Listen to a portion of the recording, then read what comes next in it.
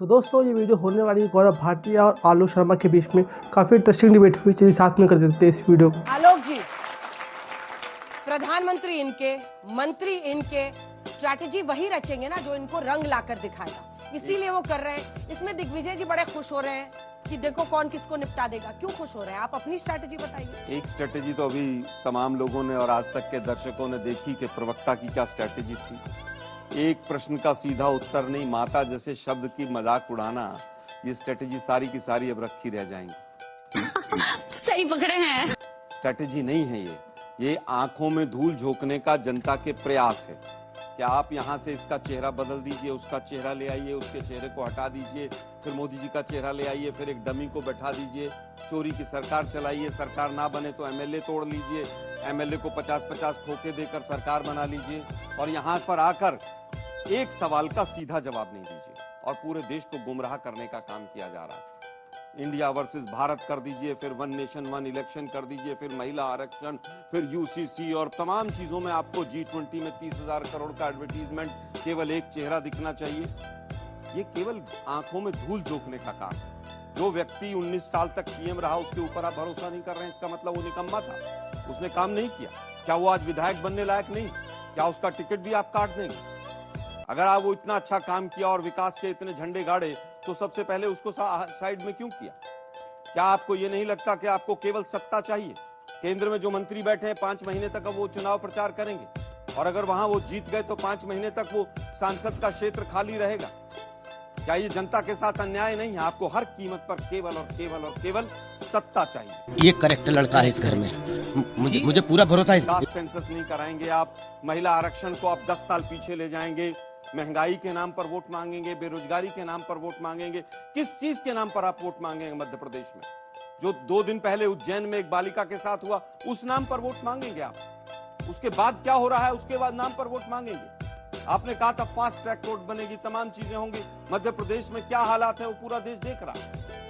आप कहते हैं साहब हम बहुत अच्छा काम कर रहे हैं। मणिपुर में क्या हो रहा है? सीएम का घर तबाह होने पर उतारू है और मोदी जी वोट मांगते घूम रहे हैं। 20 से ज्यादा चुनावी दौरे सरकारी पैसे से, सरकारी कार्यक्रम है, सरकारी पैसे से आप चुनावी दौरे करते हैं और उसके बाद कहते हैं कि साहब बहुत अच्छा काम चल रहा है, बहुत बढ़िया काम हो रहा है।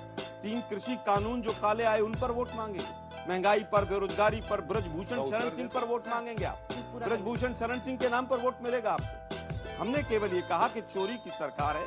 पिछली बार भी मध्य प्रदेश की जनता ने आशीर्वाद दिया, लेकिन आपने अपने धन बल, आपकी जो ताकत है ईडी सीबीआई तमाम तरह की, उसके आधार पर आपने सत्ता को हथिया लिया। इस बार सूपड़ा ऐसा साफ होगा और उसका अंदेशा लग गया है बीजेपी को। एक सीएम को कह दिया कि साहब आप निकम्मे हैं, आप चुनाव नहीं लड़ेंगे। राजस्थान में कह दिया कोई सीएम फेस नहीं होगा। इसका मतलब आपके पास कोई ऐसा मजबूत लीडर नहीं है। लेकिन एक को पूरा वहां पर छत्तीसगढ़ में कह दिया कि आप तो बिल्कुल साइड हो जाइए। 3 राज्यों में जहां 15-15 साल आपकी सरकार रही वहां पर आप सीएम से चेहरे से भाग रहे हैं। केंद्रीय मंत्री जो यहां पर 3 काले कानून लेकर आए थे, सुप्रीम कोर्ट तक में जिस तरह से फजीयत हुई और जिस तरह से पूरे देश के किसानों ने दुत्कारा, आज उसी मंत्री को आप विधायक लड़वाना चाह रहे हैं। जनता स्वीकार करेगी? जनता कभी स्वीकार नहीं करेगी। मैं 3 आंकड़े दूंगा और ठोक के दूंगा आज तक के मंच पे। अगर हिम्मत है प्रवक्ता में तो जवाब दे दे, तीनों में से कोई भी जो मेरा आंकड़ा है उसको काट दे। पहला, सबसे ज्यादा रेप 6337, वो कागज लेके आया हूं और वहां पे आज की खबर है, आज तक की, कि एक हमारी बहन है, उसका अध जला शव मिला है। मैं पूछना चाहता हूं 6337 रेप उत्तर प्रदेश से जनसंख्या के अनुपात में 6 गुना ज्यादा। क्या राहुल गांधी और प्रियंका वाड्रा और सोनिया गांधी जी कभी वहां गए बताने? लड़की हूं, लड़ सकती हूं, नहीं गए। आंकड़ा काटिएगा। दूसरा, इन्होंने किसानों की बात करी। अंजना जी, विधानसभा के पटल पे राजस्थान में गंगा जल हाथ में लेके वचन दिया था किसानों का कर्जा माफ करूंगा। आज मैं दिखाना चाहता हूं क्या बोले मुख्यमंत्री जी। उन्होंने कहा, उनसे प्रश्न किया गया कर्जा माफ हुआ, उन्होंने कहा अबे जल्दी बोल, कल सुबह पनवेल निकलना। प्रदेश में जनवरी 2019 से जनवरी 2022 तक कर्ज नहीं चुका पाने के कारण किसानों की जमीन कुर्क नीलाम करने के लिए 22,215 प्रकरण प्रकाश में आए हैं, जिसमें से 18,817 प्रकरणों में नोटिस दिया जाकर जमीनें कुर्क कर दी गई हैं। यह किसानों का इनका प्यार है। वादा किया कर्जा निभाएंगे, हम खत्म कर देंगे और कुर्क कर दी। तीसरी बात, ये बात करेंगे पेट्रोल महंगाई की। आप मुझे बताइए अंजना जी, ये सत्य है कि नहीं, भारत में सबसे महंगा पेट्रोल कहां मिलता है? श्री गंगानगर में।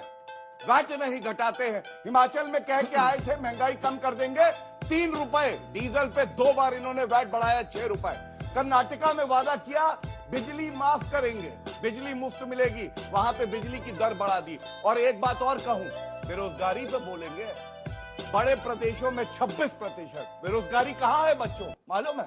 राजस्थान में। और राजस्थान का बेरोजगार युवा जाता है उत्तर प्रदेश, लखनऊ, और प्रियंका वाड्रा से प्रश्न पूछना चाहता है, दीदी कभी राजस्थान का चक्कर भी लगाओ। और इसीलिए हुआ उत्तर प्रदेश में सुपड़ा साफ हो गया और सीटें आई केवल 2, 404 में 2 सीटें आई। अब तू गया बेटा, अब तू गया, देख तेरी औकात मैं दिखाता हूँ तुझे। 51% केस पेंडिंग थे 2018 में राजस्थान में रेप के और महिलाओं के।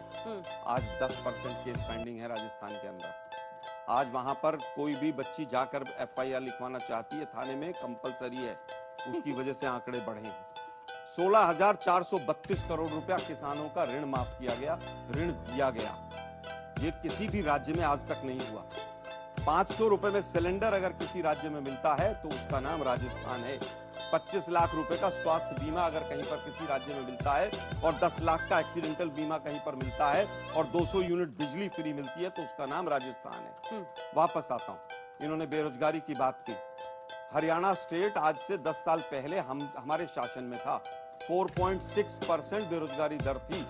इन्होंने 26 तो बता दिया राजस्थान का, वो 36 से घटकर 26 हुआ, लेकिन वो 4.6 से बढ़कर और 28.6% हो गया राजस्थान और हरियाणा। वो इनको दिखाई नहीं देता। हरियाणा आज नंबर 1 है, जो नंबर 1 रोजगार के मामले में था, लेकिन इनको शायद वो हरियाणा दिखाई नहीं दिया होगा। ठीक है, मैं मुद्दे लौटूंगी की सर। बात ये है, मुद्दे की बात ये है, मंत्रियों को केंद्र के मंत्रियों को इनको उतारना पड़ रहा है। MLAs के टिकट ये काट रहे, मुख्यमंत्री का चेहरा ये नहीं बता पा रहे। सिटिंग जो 18 साढ़े 18 साल से मुख्यमंत्री है उसको हटा ये रहे। घबराहट, पूरी तरह से डर इनके चेहरे पर नजर आ रहा है। और वो डर है इंडिया का, वो डर है जिनका मजाक उड़ाते हैं 4000 किलोमीटर की भारत जोड़ो यात्रा का, कि हिंदुस्तान जुड़ रहा है। आज जिस तरह से कांग्रेस का ग्राफ बढ़ रहा है और मोदी जी के झूठे वायदे, बहुत हुई महंगाई की मार अब की बार उनकी सरकार, और फिर 1200 रुपए का सिलेंडर कर दिया। बहुत हुआ भ्रष्टाचार पर वार अब की बार उनकी सरकार। फिर उसके बाद क्या हुआ?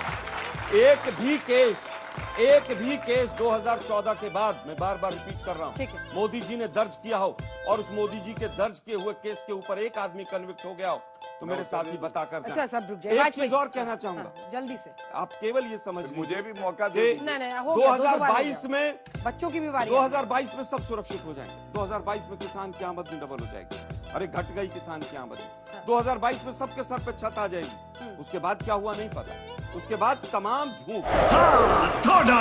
दोस्तों, मुझे उम्मीद है कि आपको वीडियो पसंद आई होगी। अगर आपको ऐसी वीडियोस और देखनी है तो यहाँ पर प्लेलिस्ट आ रही है, आप देख सकते हो। चैनल पर नए हो तो प्लीज़ वो सब्सक्राइब कर लीजिएगा। चलिए, मैं तो आपको ऐसे ही किसी नेक्स्ट वीडियो में, तब तक अपना ख्याल रखिए। जय हिंद, वंदे मातरम।